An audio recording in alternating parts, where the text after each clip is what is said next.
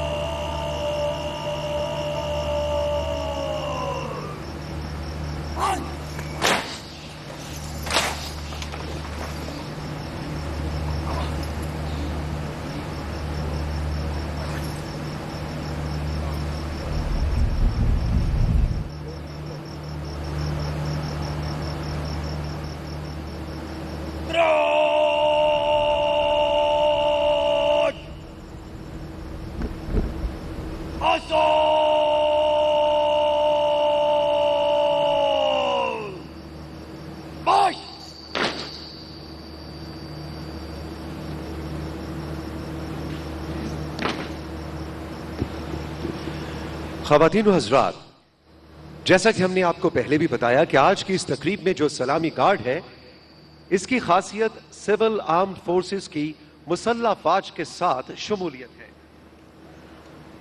خواتین و حضرات، آپ کے سامنے بائیں سے دائیں سب سے پہلے پاکستان رینجرز پنجاب اور سندھ کا دستہ، ان کے ساتھ پاکستان ایئر فورس کے شاہین، اور اس کے بعد موجود ہے پاکستان آرمی کا چاق و چوبند دستہ۔ مرکز میں ہمارے علم بردار موجود ہیں۔ دائیں جانب پاکستان نیوی کے جوان، فرنٹیئر کور خیبر پختونخوا اور بلوچستان، اور سب سے دائیں جانب چاروں صوبوں کی پولیس بشمول آزاد کشمیر اور گلگت بلتستان کے دستے بھی اس سلامی گارڈ میں پہلی مرتبہ شامل ہو رہے ہیں۔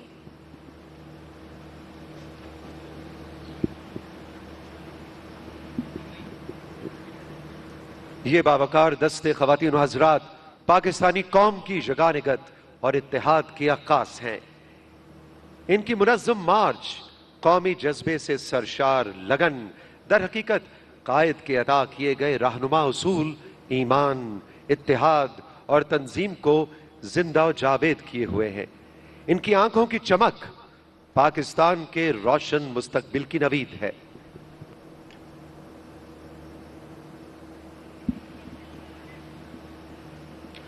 علم اٹھائے یہ جوان جانتے ہیں کہ یہ پرچم ہماری خود مختاری کا سب سے بلند نشان اور قربانیوں کا استعارہ ہے۔ یہ پرچم ہر شہید کے خوابوں، ہر جوان کے عہد وفا اور ہر غازی کے جذبہ حب الوطنی کا مظہر ہے۔ ہمارا سبز ہلالی پرچم جو تصویر ہے ہمارے اجداد کی قربانیوں کی، جو تعبیر ہے اپنی وحدت، اپنی عزم و کردار اور حوصلے کی داستانوں کی، یہ وہ اجالا ہے جو خون شہداء کی گواہی ہے، یہ وہ خواب ہے جو تاریخ کے ہر صفحے پر اپنے عزم کی تحریر ہے۔